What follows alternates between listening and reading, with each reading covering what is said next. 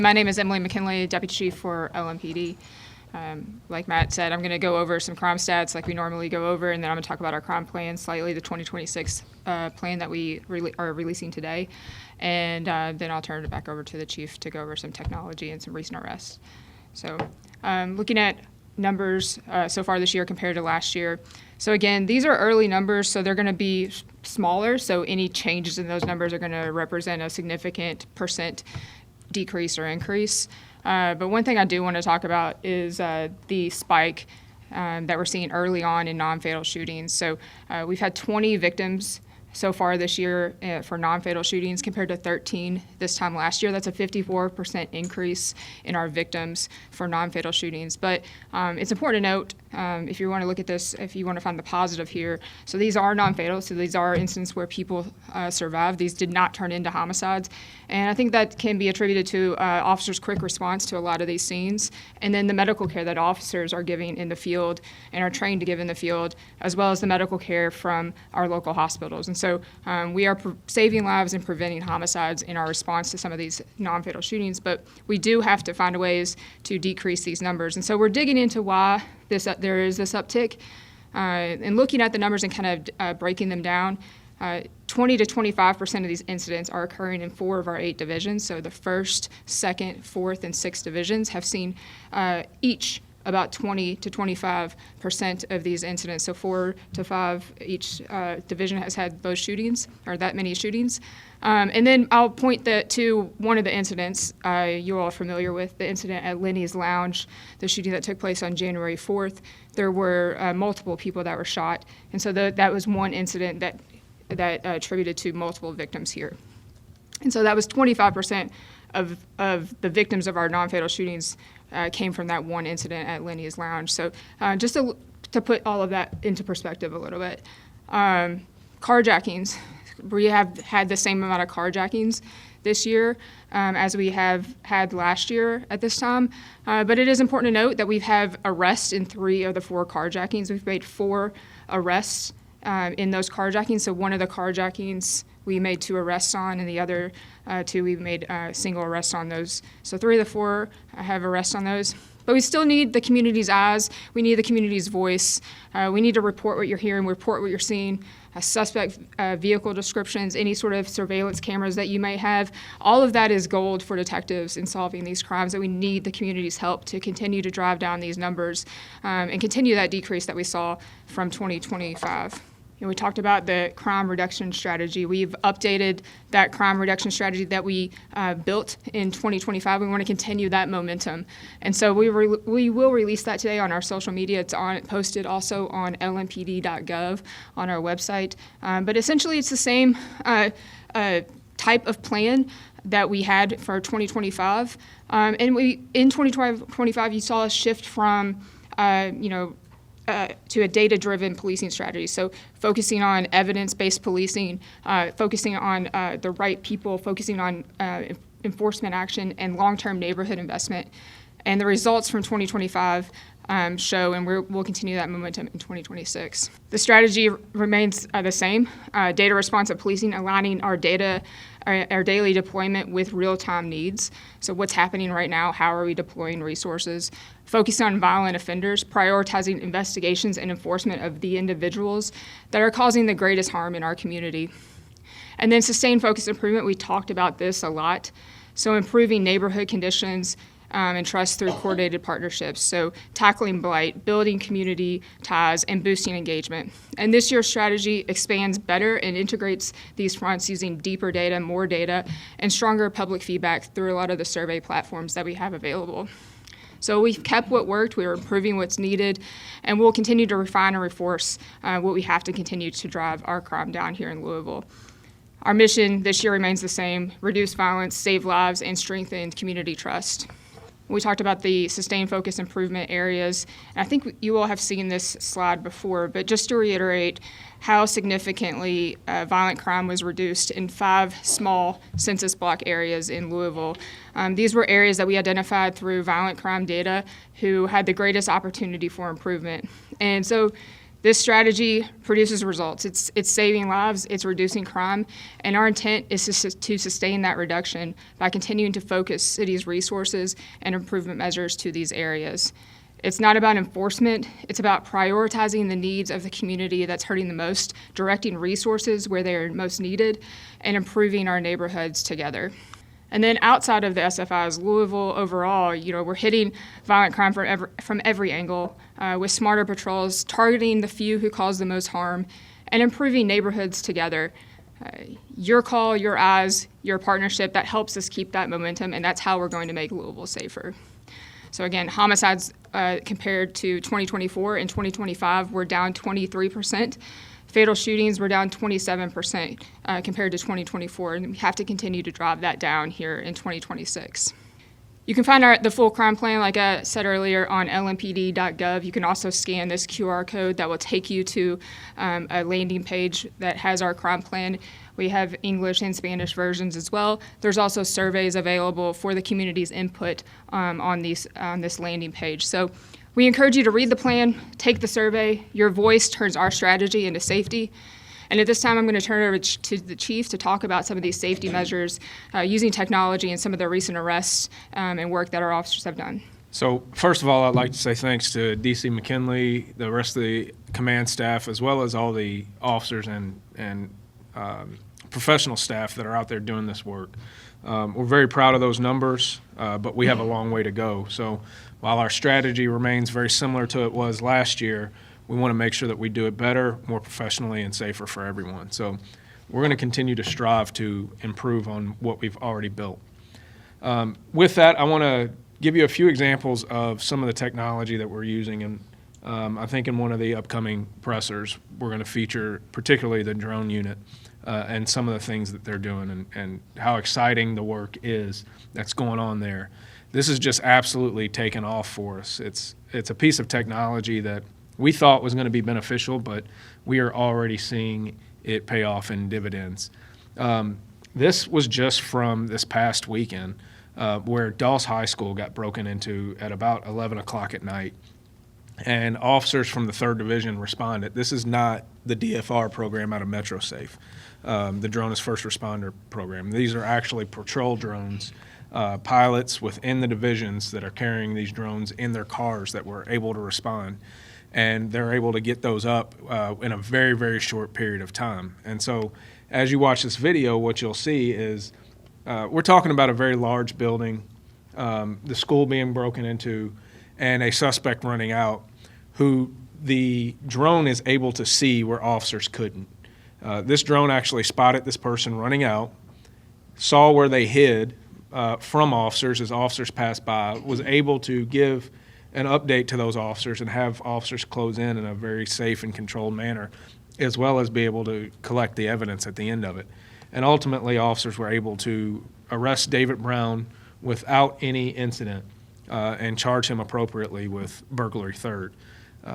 These things have happened forever, but to be able to have that added layer of technology that gives us those eyes is a very important tool that makes it safer not only for the officers, but it makes it safer for the suspects as well. And I'll show you this video, which is, you've seen this on our social media, but this is a DFR drone responding to a shooting about a week ago. And what we're trying to do is layer technology, right? So if you're just talking about, if you're thinking about it from the standpoint of eyes in the sky with drones as first responders, and the patrol drones. This is where officers responded to a shooting. We got a suspect vehicle. We're able to put out that description, get in the area, and ultimately you see this person, this citizen walk past where the suspect is hiding, and nobody saw him. Officers could not see him hiding behind the bushes, but because of the thermal image that you see on your right, officers were able to locate this person in the bushes. This is technology that ultimately makes it safer for everyone. There is a chance we do not catch this person who was driving the vehicle involved in the shooting without this technology. And this person could still be on the street right now, causing problems for the community. When you look even further take some of our flock technology. This is from a business robbery where on January 2nd, so just after the new year, the Dunkin' Donuts on Fern Valley Road was robbed. This man went in here, he fired shots in the middle of the robbery. We were able to put out a suspect and vehicle description, and with the usage of flock cameras, 7th Division officers were able to locate him ultimately and take him into custody. So with that, we were able to charge Gary Burns with robbery, wanton endangerment, and possession of a controlled substance. He's also in possession of methamphetamine at the time. So that's a real surprise for somebody committing an armed robbery to be in possession of meth. That was sarcasm. You didn't pick up on it. But what we're talking about here is the layering of, of technology with good police work. These are tools for us. These are tools for us to be able to take bad people off the street and do it in a safer way. You've heard us talk, particularly during our briefings of officer-involved shootings, you've heard us talk about the safety priorities and how we make decisions. And this is a tool that we use to make sure that we are abiding by those safety priorities, that we are prioritizing officer safety, suspect safety over anything. And so if it means that it takes us 15 minutes longer to make an arrest, but we're able to do it in a safer way, then so be it. But what it does is it makes sure that people go home safely and we get bad guys off the street. I'd like to also give you an update on this case, which garnered some recent attention, and this is Nicholas Shanks and Shelby Kuntz, who were charged with just the brutal child abuse of a 2-year-old. And then later we were able to find another 1-year-old inside their home who had suffered similar injuries. Recently, we also added the charge of animal cruelty related to them because we found a starved dog inside their house. So when you're talking about, I normally don't disparage people, but when you're talking about the scum of the earth who would abuse animals and abuse children, these are people that deserve to be in jail for a long time, and hopefully never have contact with children again. But it just goes to show you that they took no care for any life, human life or otherwise. And so I'm very proud of our detectives in Ospey who were able to do that work to make sure that these people were properly charged, as well as our detectives in our animal cruelty enforcement. And so we are very appreciative to them and grateful that these people are off the street. And just a little bit of a lighter note, we've recently opened another Wawa in the city, and every time they open a Wawa, they do a hoagie challenge between the fire department and the police department. And while the fire department's known for eating and sitting around the firehouse and having a good time, we actually win. So this is the third one in a row that we were able to win this competition, and so they can come try us if they want, but it seems like they keep taking an L to us, and I think it'll continue that way. Love those guys, but stick to chili, I guess. One of the other things I'd like to point out is that we have openings right now for our application period. We're always open for recruit applicants, but we have a period open right now between now and March 31st for lateral applicants. So those are officers with other agencies who are already sworn. So we'll be accepting those applications in the meantime. And just to give you an update on our last 2 officer-involved shootings involving Officer Heisler out of the 1st Division and Officer Fisher out of the 5th Division, both of those officers have been returned to full duty after the PRB review and some training that we provided them. So with that, I will open it up to questions. How many patrol officers have drone capability, have drones in their cars or can fly drones? How many have that? So the question is how many officers have drone capabilities. Right now we have 14 drones, but those are rotated between a couple of dozen pilots. I don't know the exact number of pilots, but those are rotated. And our goal is to about double that number so that we can get coverage 24 hours in every division. Who would operate the drones? Would they be operated by LMPD officers or staff who are certified drone pilots? Or is LMPD thinking about hiring people who are certified drone pilots, like regular people, or something else? So a little bit of a combination of who operates the drones. When you're talking about our patrol drone program, those are officers that we put through the FAA training to make sure that they get all of the certification, they understand all the law related to it, and have the capabilities of doing that. So they are carrying those drones in their patrol cars. And so there is a limit of distance that those drones fly, so you can't just fly them from anywhere. So that's why we want to be able to take those drones to the scenes and be able to get those out of the car. When you're talking about the DFR program that's run through MetroSafe, those drones are on fixed sites. So you're talking about drones on top of buildings that are flown by either MetroSafe employees, fire employees, or LMPD employees. And I think as that program expands, they're going to be looking to hire some people specifically in those positions. A point of, clarification. This new technology is not the Drone as First Responders program. It's this new program where they're having drones in trunks of cars? Correct. So there's a layering of the drones, right? So we have both the DFR, the drones as first responders, as well as a patrol drone program that is in the police cars. Yes, sir. Are the advancements to technology part of the crime plan, or is that something separate that LMPD is working on just building? So the advancements in technology are absolutely part of our crime plan. We want to make sure that we are operating as efficiently as possible, and technology plays a key role in that. Those technological advancements gives us advantages in investigations. It gives us advantages tactically when you're talking about safety issues. So those are constantly ways that we're exploring how to improve the agency and how to improve safety, but that works seamlessly into our crime plan, yes. With the crime plan, Deputy Chief McKinley said that there will be more data, more public feedback used. Can you go into any specifics about what types of data will be involved in 2026?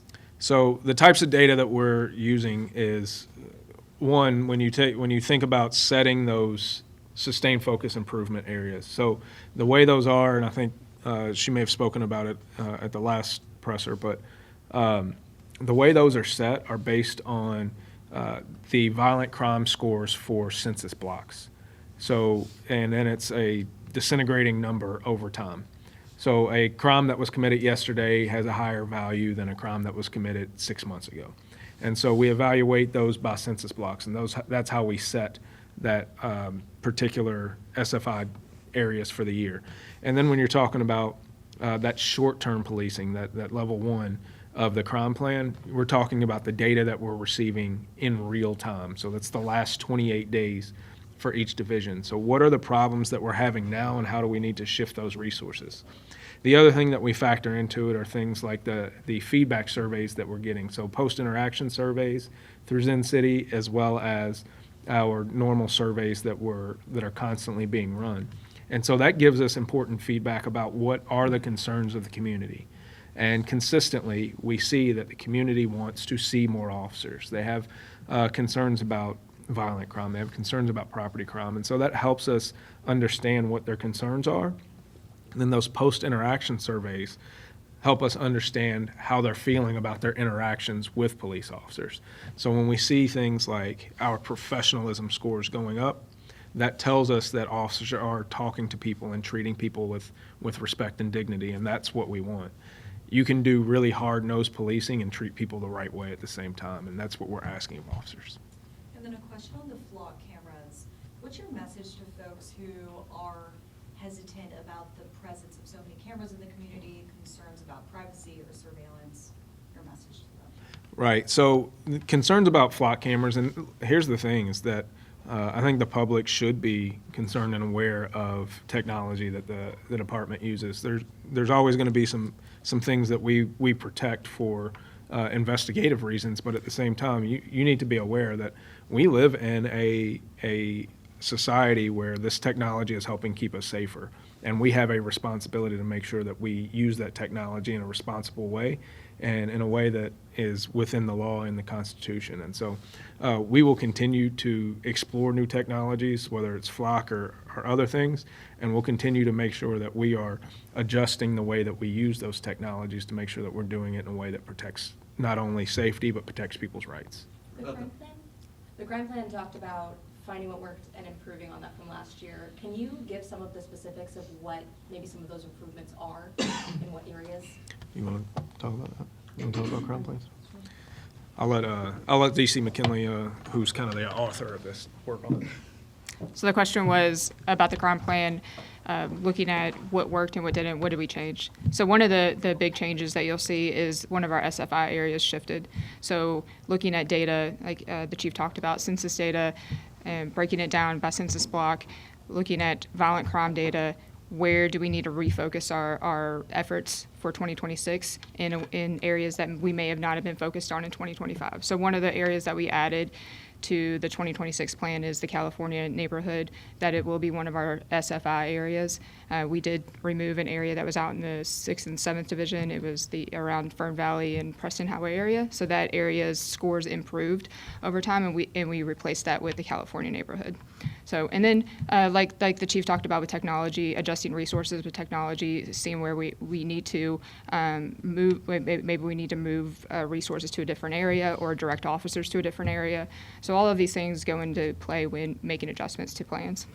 Did you all have any conversations with maybe of the partners that you have with the crime plan? I know you kind of work with GVI, talk to them to see about what's working, what's not working for the new unit. Right. So the question was, do we have conversations with partners? Potentially, you gave GVI as an example of what's working, what's not. Yes. So we meet with GVI. There's regular GVI meetings that include LMPD personnel that coordinate GVI efforts, but as well as community partners like Kim Moore with Joshua Community Connectors, the Goodwill, and other people in our community that focus their efforts in getting people the help that they need, the resources that they need to keep them safe. And so that is part of the crime plan. We have structured and regular meetings that pertain to GVI, but then also our SFI areas incorporate a lot of other community resources to help people. So. Is there like a timeline where you all will continue to update the crime plan? Because I know it came out in 2024, so now we're seeing an update now. Is it kind of on that almost 2 year? Right. So when it came out in 2024, it was for the 2025 year. So every year I would anticipate an update to that crime plan. What are we going to do? What are we going to adjust for next year? So there will be a 2027 plan. And if we need to make adjustments or add anything this year, if things come up, we will absolutely do that. Crime is fluid. Policing is fluid. There's not a finish line, so you're always trying to adjust and make the best decisions that you can.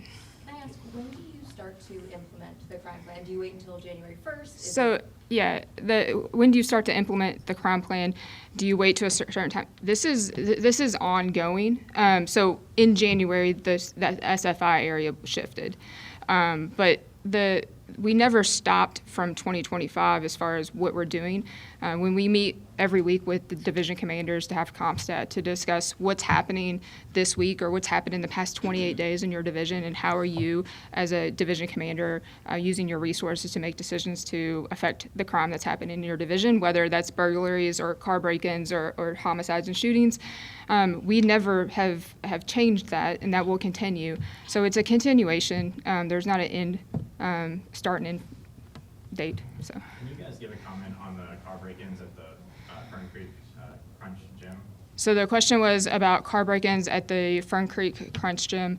I am aware that there were apparently several car break-ins over the past couple months at the gym there. It sounds like most of them happened in the early morning hours, and several different types of property were stolen. I don't have any updates on suspects or arrests, but I will advise people, keep your doors locked when you go to the gym. Remove your firearms from your vehicle. I think there were a couple firearms that were taken, and that's always extremely dangerous and concerning for us. So make sure that you're not leaving your firearms in your vehicle. If you're going to a gym, maybe there's a locked locker that you can secure your valuables in. So take advantage of those resources at the gym, and don't leave your valuables in your car. Have you guys increased patrols there, or made any arrests, or and how many vehicles was it? Yeah, have we increased patrols or made any arrests? I'm not aware of any arrests. I know the 7th Division is aware of the car break-ins, and I know that they're addressing that as they need, but I don't have any information on arrests or suspects.